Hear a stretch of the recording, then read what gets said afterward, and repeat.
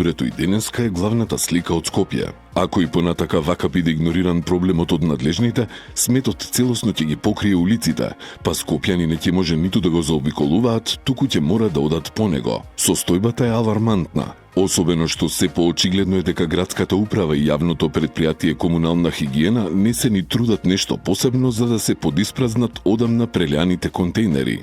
Ова почнува да биде опасно и по здравјето на скопјани. Ако градоначалничката и предпријатието не си ја вршат работата, мора да реагираат другите институции, па дури и владата, напишал скопјанец на социјалните мрежи. Ова не е ли веќе кризна состојба во Скопје? Зошто не се прогласи како таква и централните институции да преземат акции ситуацијата да се санира?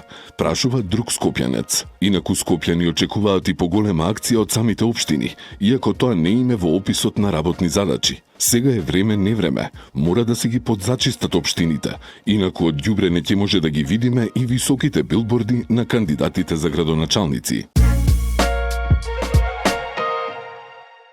Министрите побараа да се утврди вистинската состојба со комуналниот и друг вид на отпад во Скопје. Поради сето тоа, владата на денешната седница донесе одлука со која го задолжи Министерството за внатрешни работи, во координација со повеќе инспекциски и здравствени институции, веднаш да спроведе вонреден инспекциски надзор во град Скопје и во јавното предпријатие комунална хигиена Скопје. Состојбата е алармантна и иако надлежноста е на град Скопје, поради континуираното непостапување, ги повикуваме институциите веднаш да дејствуваат по заклучоците на владата, наведуваат од Министерството за внатрешни работи. Целта е по утврдување на реалната состојба да се преземат итни мерки за заштита на јавното здравје и животната средина во Скопје. Воедно полицијата е задолжена во соработка со други надлежни инспекции да ги испита постапките на град Скопје и на јавното предпријатие комунална хигиена во ситуацијата со несобирање на отпадот кој веќе директно влијае по здравјето на скопјани. Гласачите во 4 скопски општини во недела не дадоа мандат на ниту еден од кандидатите. Таму на 2 ноември ќе има втор круг. Скопјани се прашуваат каде може уште сега да се предвиди резултатот, а каде ќе биде неизвестно до самиот крај на изборите. Во аеродром очигледно е дека разликата во гласови што ја освојаат двајцата кандидати, Митевски од ВМРО ДПМН и Трајановски од СДСМ, е превисока и таму според многумина победникот е извесен. Во центар Карпош и Шуто Оризари пак е друга ситуацијата. Таму се очекува борбата да биде буквално за секој глас. Центарци во првиот круг му дадоа поголема доверба на актуелниот градоначалник од СДСМ Герасимовски во однос на кандидатот на Знам Лабудовиќ, но крајниот резултат ќе зависи од тоа како ќе реагираат гласачите кои во првиот круг довербата ја дадоа на независните кандидати и дали ќе ги фати еуфоријата дека ВМРО ДПМН е убедлив победник во цела Македонија. Во Карпош по првиот круг кандидатот на ВМРО ДПМН Лукровски го порази актуелниот градоначалник Јакимовски од Гром. Предноста за вториот круг на Јакимовски е што ќе може да смета на гласовите од СДСМ, но тоа истовремено може да биде и негова лажна надеж, затоа што прашање е колку овие гласачи ќе имаат поттик да излезат на гласање. Оти СДСМ нема кандидат за градоначалник на Скопје во вториот круг. Во Шуто Оризари актуелниот градоначалник Дудуш оствари солидна предност, но предноста на кандидатот на ВМРО ДПМН Демир е што во вториот круг ќе може да смета и на гласовите од Шабан Салију, кој е коалиционен партнер на неговата партија во централната власт, како и на тргнатиот бран ВМРО ДПМН да ги освојува општините.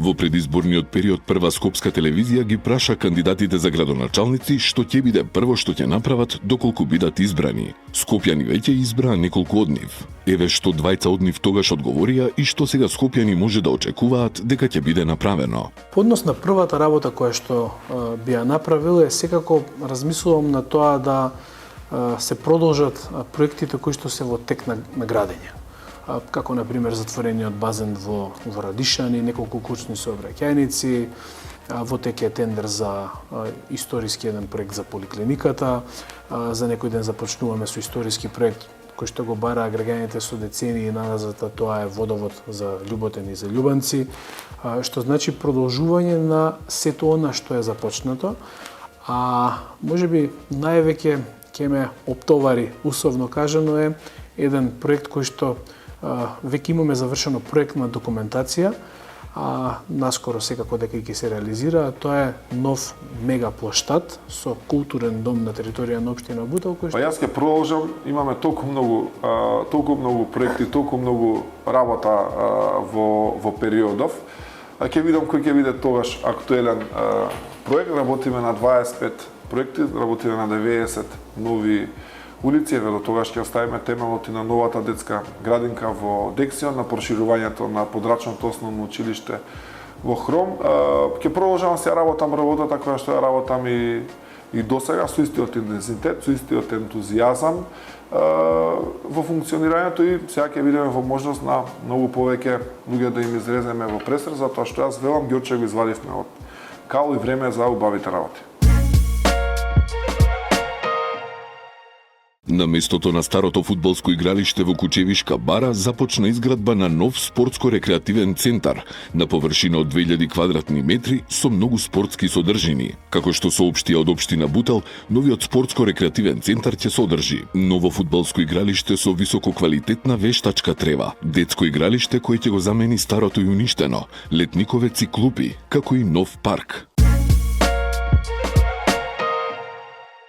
Под мотото "Дејствуваме денес за воздухопловството утре", в сабота во градскиот парк во Скопје со почеток во 11 часот ќе се одржи ново издание на воздухопловно-едукативниот саем за млади Air Fair 2025 во организација на Сдруженијето за подобро воздухопловство Авикон. Посетителите на саемот ќе може да се запознаат со професиите: контролори на летање, пилоти, инженери, инспектори за безбедност и сигурност во воздушниот сообраќај и многу други воздухопловни експерти. Ќе има и гости од Унгарија, Италија и Србија.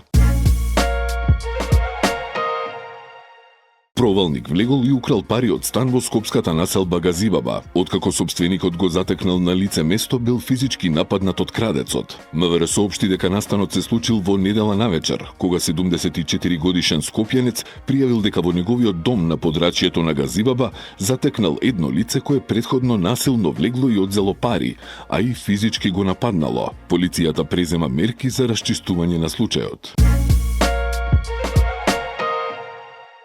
В сабота од 20 часот на големата сцена на Националната опера и балет ќе се одржи премиерата на едно од најпопуларните и највесели дела на сите времиња – оперетата Лилјакот од Јохан Штраус II. Диригент ќе биде Бисера Чадловска, а режијата е на Љупка Јакимовска. Солистите ќе ги придружуваат хорот, оркестарот и балетскиот ансамбл на МОБ.